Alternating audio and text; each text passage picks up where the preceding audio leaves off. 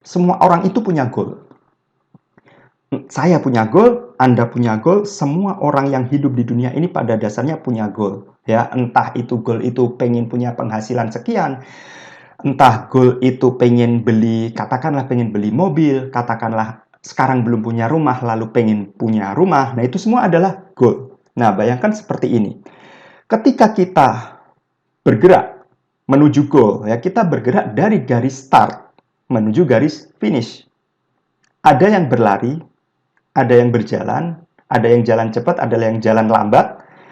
Intinya, kita ini berjalan dari garis start menuju garis finish. Nah, sekarang bayangkan seperti ini. Bayangkan, ketika kita berjalan dari garis start menuju garis finish, ternyata di balik sepatu yang kita kenakan ada kerikil tajam. Nah, kira-kira apa yang Anda rasakan? Nah, pastinya sakit kan? Kakinya perih buat melangkah. Ya, kalau kerikilnya cuma kerikil yang super kecil gitu, nggak kerasa. Tapi bagaimana kalau kerikilnya kerikil yang tajam sampai benar-benar menusuk, sampai melukai kaki, ya? Pasti rasanya nggak nyaman. Kalau kerikilnya cuma satu, mungkin orang masih bisa tahan lah. Kalau kerikilnya banyak, nah rasanya gimana? Itu kan udah pasti sangat menyiksa sekali. Yang tadinya bisa berlari, kemudian cuma bisa berjalan. Tapi ternyata berjalan pun rasanya perih sekali. Akhirnya ya udah, nggak sanggup jalan, ngesot aja. Ternyata ngesot pun malah tambah sakit. Pada akhirnya orang ini tidak lagi mampu untuk meneruskan langkahnya menuju goal yang ingin dia capai. Semua gara-gara ada kerikil di dalam sepatunya. Atau saya ibaratkan dengan perumpamaan lain, ya perumpamaan lain tapi poinnya sama. Bayangkan gambar yang di kiri ini adalah pulau penderitaan. Ya, di mana dengan semua isinya di pulau penderitaan itu ada cicilan mobil, ada cicilan rumah yang nggak lunas-lunas, ada hutang yang nggak kebayar-kebayar, dan kemudian di sebelah kanan ada yang namanya pulau impian dengan segala kesenangan yang ada di situ ya, rumah mewah, tempat tidur yang nyaman, makanan yang enak dan sebagainya. Nah, seseorang ingin berlayar dari pulau derita menuju pulau impian.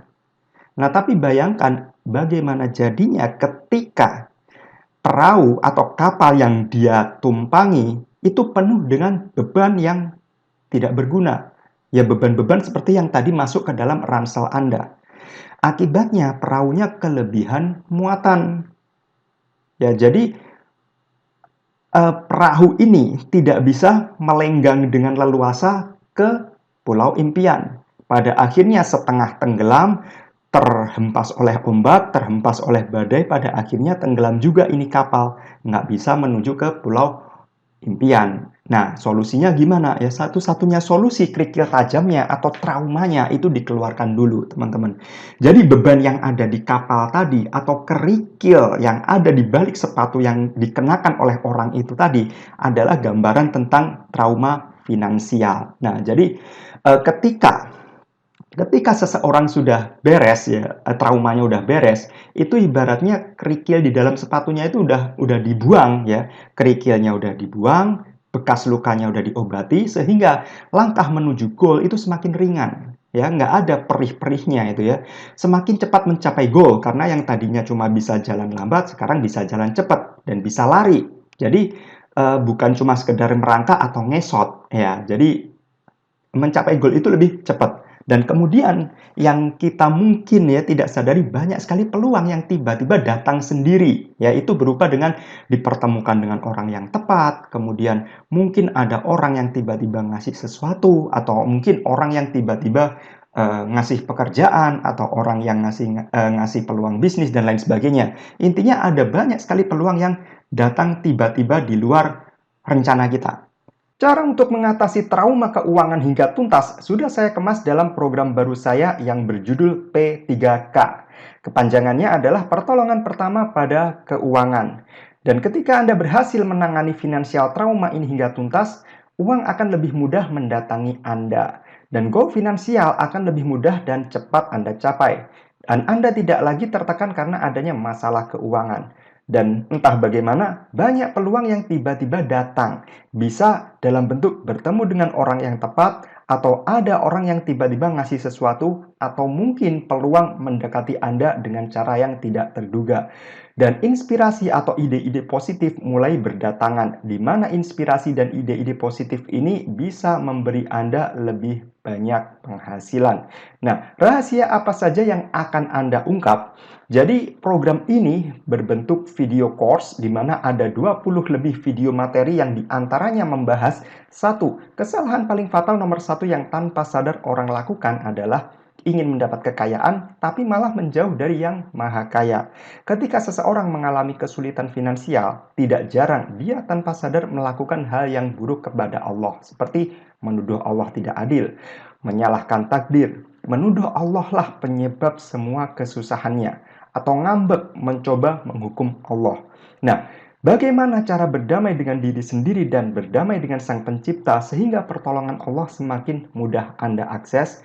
Nah, materi kemudian adalah 5 tahap menangani trauma keuangan hingga tuntas yang perlu Anda lakukan secara berurutan. Ini adalah poin penting yang harus Anda ketahui dan praktekkan jika ingin hidup Anda dipenuhi keberlimpahan dan kemudahan rezeki.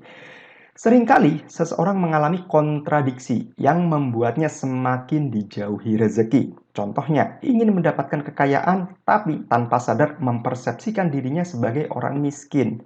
Atau ingin punya banyak uang tapi sekali lagi tanpa sadar membuat dirinya dibenci uang atau memusuhi uang. Dan sekali lagi ini dilakukan tanpa sadar.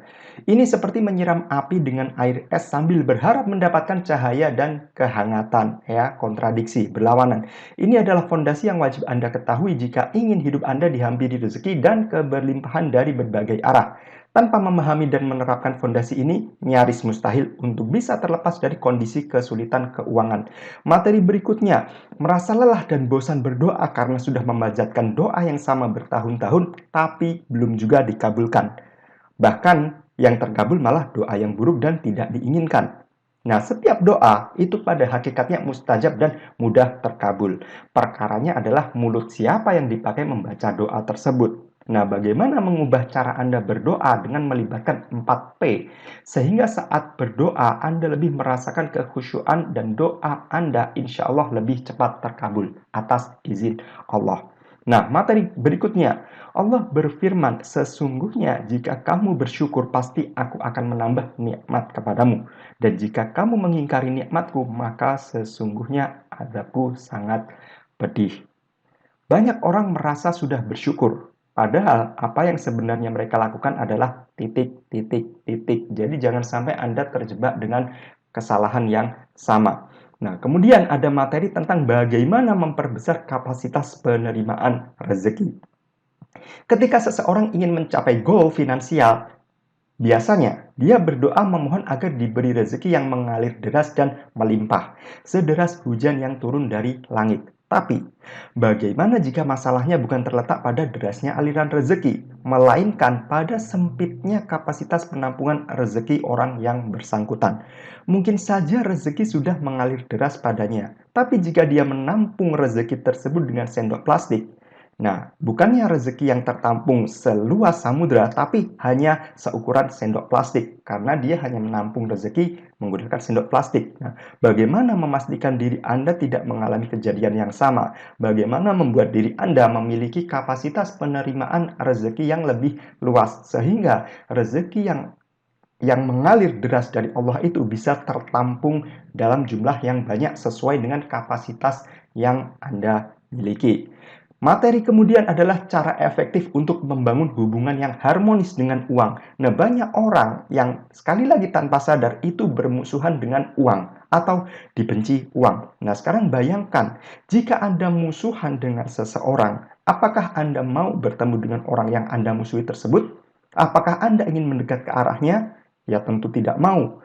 Kalaupun masih mau bertemu, itu pun hanya jika sedang benar-benar butuh saja. Kalau sudah nggak butuh, ya nggak mau ketemu lagi. Sama halnya dengan uang. Jika masih bermusuhan dengan uang, maka uang tidak mau datang mendekati. Kalaupun mau datang, itu pun kalau pas benar-benar cuma lagi butuh aja.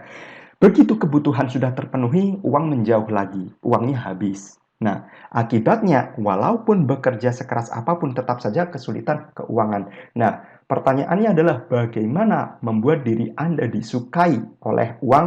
Nah, kita akan bahas di P3K. Dan selain materi yang saya sebutkan tadi, masih banyak lagi rahasia mengagumkan tentang uang, kekayaan, keberlimpahan, dan kerezekian yang Anda akan ungkap dalam program P3K. Nah, berapa investasi untuk memiliki program ini? Investasi normalnya teman-teman adalah 249.000.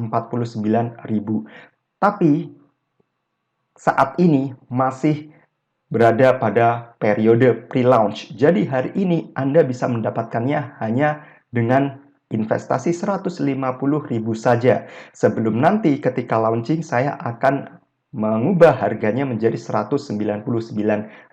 Ya, jadi hari ini ketika masih masa pre-launch Anda bisa memiliki P3K hanya dengan 150.000 saja. Tapi saya tidak akan memberitahu Anda kapan investasi akan menjadi Rp199.000. Jadi, jika Anda ingin mengatasi trauma finansial Anda sehingga Anda bisa memiliki kehidupan yang penuh keberlimpahan, maka segera miliki P3K hari ini selama periode pre-launch masih berlangsung. Segera klik tombol di bawah video ini sekarang juga.